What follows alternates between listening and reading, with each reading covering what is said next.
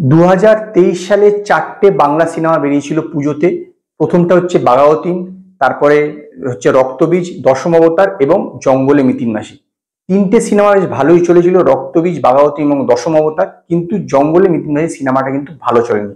এই জঙ্গলে মিতিন মাসি হচ্ছে মিতিন মাসি ফ্র্যাঞ্চাইজির দ্বিতীয় সিনেমা ছিল। 2019 সালে প্রথমবার মিতিন মাসি সিনেমাটা বেরিয়েছিল, যেটা কিন্তু ভালোই চলেছিল। কোয়েল মল্লিক ওতেও লিড চরিত্রে ছিল, জঙ্গলে মিতিন মাসিতে এটাও লিড চরিত্রে ছিল। কোয়েল মল্লিক বিগত বেশ কিছু বছর ধরেই অলরেডি নিজেকে ভাঙছে এবং সে গ্ল্যামারাস যে হিরোইনের রোল করতো সেটা এখন করছে না, অনেকটা নিজেকে বদলেছে। এখন অন্য ধর্মে, সাধারণত অন্য ধরনের সিনেমায় তৈরি হচ্ছে এবং তাতেও সে নিজেকে অ্যাডজাস্ট করে নিয়েছে। তো এইবারে কিন্তু আবার সেই মিতিন মাসি ফিরতে চলেছে। আগের সিনেমাটা না ভালো চললো, আবার কিন্তু মিতিন মাসিকে ফিরিয়ে নিয়ে আসছে অরিন্দম শীল, মানে পরিচালক অরিন্দম শীল। এই তিনটে সিনেমা কিন্তু অরিন্দম শীল পরিচালনা করেছে। প্রথম দুটো ক্যামিলিয়া প্রোডাকশনে ছিল, এইটা কিন্তু প্রোডাকশনটা চেঞ্জ হচ্ছে। ইয়েস, প্রোডাকশনটা চেঞ্জ হচ্ছে এবং এটা যে কোয়েল মল্লিকের স্বামীর প্রোডাকশন, মানে নিষ্পাল সিং এর প্রোডাকশন হাউস, এই সিনেমাটা সুরিন্দর ফিল্মস এটা প্রডিউস করছে। তো এই যে সিনেমাটা, এই সিনেমাটা হচ্ছে সুচিত্রা ভট্টাচার্যের মেঘের পরে মেঘ বলে যে গল্পটা আছে তার অবলম্বনে তৈরি হচ্ছে এবং এর নাম রাখা হয়েছে একটি খুনির সন্ধানে মিতিন। তো এই সিনেমাটা কিন্তু আগের যে দুটো সিনেমা ছিল সেটা কিন্তু বাচ্চাদের কথা ভেবে করা হয়েছিল। এই সিনেমাটা কিন্তু বড়দেরকেও রাখা হচ্ছে, যদিও কোনো অ্যাডাল্ট ব্যাপার নেই, কিন্তু এটাতে কিন্তু বড়দেরকেও যেন অ্যাট্রাক্ট করা যায় এইরকম ভেবেই গল্পটাকে লেখা হয়েছে। এটা গল্পটা লিখেছে হচ্ছে অরিন্দম শীল এবং পদ্মনাভ দাশগুপ্ত, দুজনে একসঙ্গে গল্পটা লিখেছে। এবং এই সিনেমাটা রিলিজের ব্যাপারে একটা ইন্টারেস্টিং বিষয় আমি আপনাদের বলি।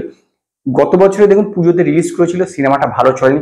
এদের যারা মেকার তারা এটা বুঝেছেন যে যেহেতু তারা কম্পিটিশনের মধ্যে পড়েছিল, শো পাওয়া নিয়ে সমস্যা হয়েছিল, তো কম্পিটিশনের মধ্যে যখনই পরে হাইব্রিডটা তার তুলনা হয়, তো সেই তুলনার কারণে এই সিনেমাটা ভালো চলেনি। যদিও আমি সিনেমাটা দেখেছিলাম, আমার বিশেষ আকর্ষণ করেনি। সিনেমাটা যে গল্পটা এটা 2019 সালে মিতিন মাসির মতন ছিল না, অনেকটা খারাপ ছিল। তো যাই হোক, মেকাররা কিন্তু এই বছরে এই সিনেমাটা কিন্তু পুজোতে এই বছর আনছে না, সম্ভবত এটা দিওয়ালিতে রিলিজ করার প্ল্যান আছে মানে মেকার্সদের। এবং এই সিনেমার শুটিং এই বছরই মানে সামনের মাস থেকে শুরু হবে। তো মূল চরিত্রে যারা যারা ছিল, মিতিন মাসির চরিত্রে কোয়েল মল্লিক এবং মিতিন মাসির স্বামী পার্থ চরিত্রে শুভ্রজিৎ দত্ত সেও থাকবে, এবং যে টুপুরের চরিত্রটা করেছিল সেও থাকছে, লেখা চট্টোপাধ্যায় সে থাকছে।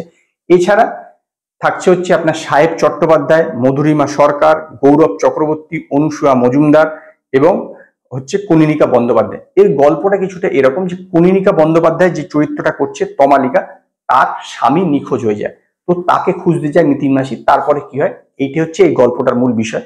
তো এখন এই যে গল্পটা কিন্তু আগের বারের চেয়ে আরো বড় স্কেলে বানানোর পরিকল্পনা করেছে হচ্ছে এই সুরিন্দর ফিল্মস। কারণ তারা মনে করছে যে এখন লোকে না একটু বড় লার্জ স্কেলে সিনেমা দেখতে বেশি পছন্দ করছে। তো সেই কারণে এরা এই সিনেমাটাকে আলাদা লেভেলে, মানে আগের চেয়ে আরো বড় স্কেলে বানানো যাচ্ছে। তো দেখার যে এই সিনেমাটা আগের সিনেমার চেয়ে ভালো হয় কিনা, কারণ আগের সিনেমা সত্যি আমার ভালো লাগেনি। তো মিতিন মাসি সে পুরনো 2019 সালে মিতিন মাসির মতন সাফল্য পায় কিনা।